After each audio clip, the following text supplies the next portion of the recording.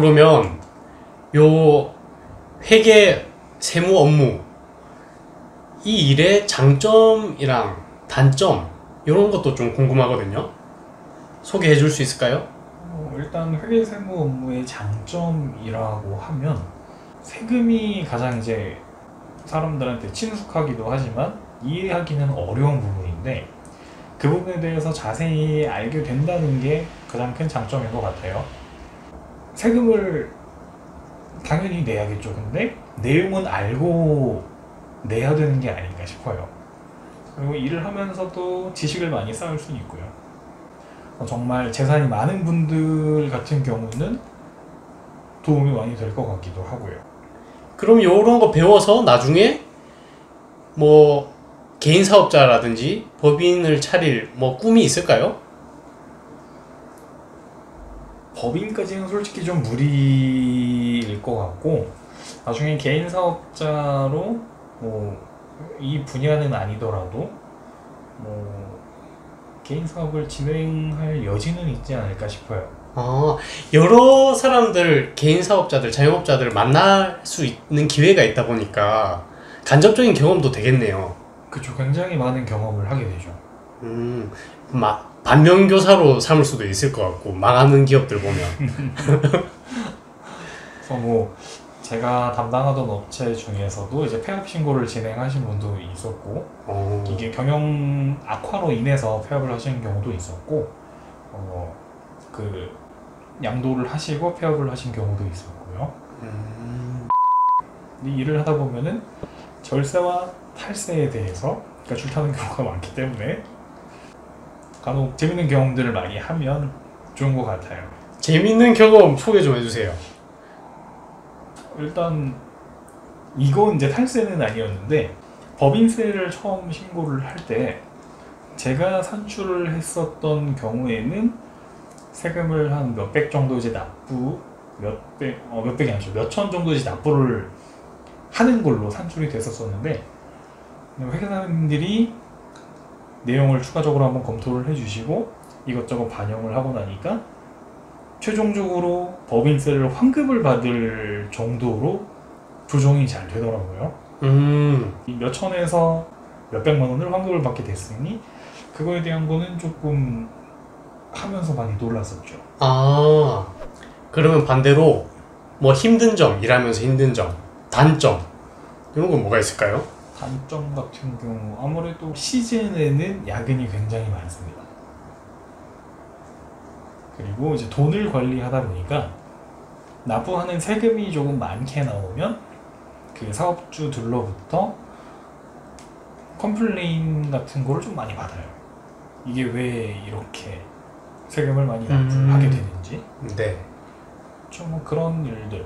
프로그램을 다루고 이 업무를 진행하는 것보다 사업주분들을 응대하는 게 조금 단점이지 않을까 싶어요.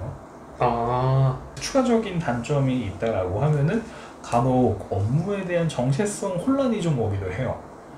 어떤 혼란이요? 저희는 보통 이제 회계 세무 업무를 주로 이제 해야 되는데 근로자를 많이 고용을 해서 사용하시는 사업주분들 같은 경우에 입퇴사가 굉장히 잦은 회사도 있단 말이죠. 네. 그분들이 이제 뭐 만약에 뭐 사업소득이나 일용근로소득을 지급받는 분들이면 괜찮은데 근로소득을 받는 분들이셔서 뭐 4대 보험을 취득하고 계신다. 이런 경우에는 4대 보험 상실 신고도 별도로 진행을 해야 되고 뭐 새로 입사하셨을 경우에는 4대 보험 취득 신고도 이제 같이 병행이 되어야 하고요. 그리고 퇴직금 산정에 대한 문의도 굉장히 많습니다.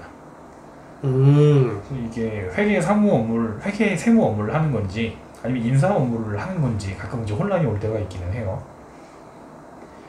그러면 혹시 인사 업무를 해보고 싶은 생각은 없으신가요?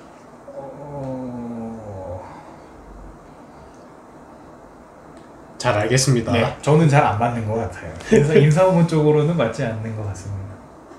그 이유를 혹시 여쭤봐도 될까요? 이게 입퇴사에 대한 신고를 계속 진행을 하고 자격 취득이나 상실 신고를 하다 보면은 저도 모르게 좀 현타라고 하나요? 현타가 좀 오더라고요. 나는 멀쩡히 근무를 잘 하고 있었는데 입퇴사에 대한 업무를 계속 하다 보니까 나도 모르게 입퇴사에 대한 생각이 자꾸 들어요. 이게 견물생심이라고 누가 들어오고 나가고 이런 거 보면 자기 마음이 같이 흔들리거든요. 그러면 그 근무하시는 직원분들의 실력을 평가할 수 있는 지표라든가 뭐 이런 게 있을까요? 이게 막 정말 객관적인 지표라고 할 수 있는 거는 아직 저는 잘 모르겠어요. 근데 일을 하다 보면은 정말 국내에 다양한 사업들이 있고 다양한 사업을 영위하는 사업자분들이 많기 때문에 그 각각의 사업들에 대한 기장을 한 번씩 해보면 스스로 실력이 엄청 늘지 않을까 싶어요. 같은 업종을 영위하는 개인 사업자가 있다 하더라도 그 분명 이제 특성은 다 다르기 때문에 확실히 하는 만큼 좀 늘지 않을까 싶어요. 그러면 또 의미를 좀 확대를 해서 회계법인도 여러 군데가 있을 거 아니에요. 같은 동네여도. 그렇죠. 근데 제가 만약에 A 회계법인, B 회계법인이 있다고 하면 뭐 좀 더 뭐 서비스가 좋은 곳, 더 세금을 더 줄여줄 수 있는 곳으로 가고 싶을 것 같거든요.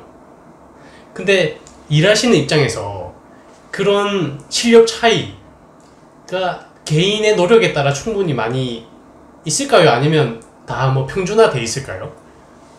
확실히 법인마다 차이가 좀 있다고 저는 생각을 해요. 그래요?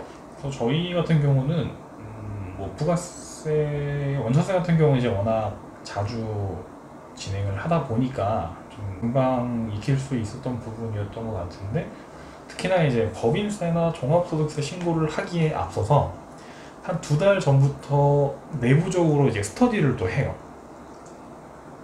회계사님들과 직원들이 모두 다 이제 스터디를 하면서 전년도에 신고를 했던 내용을 살펴보면서 가장 뭐 중요하게 뭐 세액공제를 받아야 되는 특별한 경우가 있는지, 그거에 대해서 뭐 기준이라던가 그게 매년 좀 변화하는 경우들이 많기 때문에 매년 스터디를 진행하고 이제 업무를 본격적으로 실행하게 되죠. 그래서 거기에서 좀 차이가 있다고 생각을 해요. 이제 바둑 기사들이 복귀하듯이 작년에 했던 거를 보고 올해는 좀 더 개선된 방향이 있는지 찾아보는 거군요. 그렇죠. 추가로 반영할 수 있는 공제 항목들이 있는지도 좀 살펴보는 기회도 되고요. 그러면 원천세는 거의 뭐 평준화돼 있다고 보면 되고, 법인세나 종합소득세에서 법인들 간의 실력이 차이가 좀 있을 수 있다. 그렇죠. 아무래도 좀 많이 차이가 날 거라고 봐요. 그러면 제가 실력을 키우기 위해서는 법인세나 종합소득세 업무 쪽으로 지원을 해야 되겠네요. 그것도 이제 법인마다 조금 다를 거예요. 뭐 흔히 이제 저희가 정보를 접할 수 있는 게 카페 같은 이제 커뮤니티를 통해서 정보를 많이 접하실 수가 있을 것 같은데, 저도 카페 글을 읽다 보면은 뭐 어떤 법인에서는 법인인지 개업하신 분 밑에서 일하는지는 잘 모르겠어요. 근데 1년 내내 원천 신고만 하다가 이제서 뭐 부가세를 넘어간다거나 하는 경우들도 조금 있는 것 같긴 해요. 저 같은 경우는, 저희 법인 같은 경우는 처음부터 그냥 다 받습니다. 전부 다? 네. 원천세부터 해서 스스로 이제 담당하고 있는 업체에 대해서는 모든 신고를 다 진행을 하고 있어요. 두루두루 해보는 것도 좋겠네요. 원천세, 부가세, 뭐 법인세, 종합소득세까지 한 번씩 해보면 한 바퀴를 돌았다라고 표현을 하더라고요. 이제 요 업무를 준비하시는 분들은 어떤 분들한테 잘 어울리는지 이런 거 한번 얘기해 주실 수 있을까요? 일단 업무적으로는 좀 꼼꼼한 성격을 가진 분들께 잘 어울리는 업무인 것 같고요. 네. 돈을 관리를 하다 보니까 일단 정직함이 가장 최우선시 되지 않을까 싶어요. 네. 실제 돈을 만지는 게 아니라 프로그램으로만, 컴퓨터로만 입력을 하고 다룬다라고는 하지만 분명히 위험 요소도 많이 존재하거든요. 그래서 정직이 가장 중요하지 않을까 싶어요. 정직한 본인은 좀 정직하다고 생각하세요? 네, 저는 솔직히 상당히 정직하다고 생각해요. 일반적으로 이제 흔히 말하는 호구라고 하죠. 뭐 그 정도로 정직한 것 같아요. 그걸 정직한 거랑 무슨 상관이죠? 저는 법 없이도 살 수 있는 그런 정직함을 가지고 있어요. 아, 좀 본인이 좀 양심적이다. 그쵸. 잘 알겠습니다. 그러면 이쯤에서 마무리를 할까요? 네. 네네네. 오늘 시간 내주셔서 정말 감사합니다.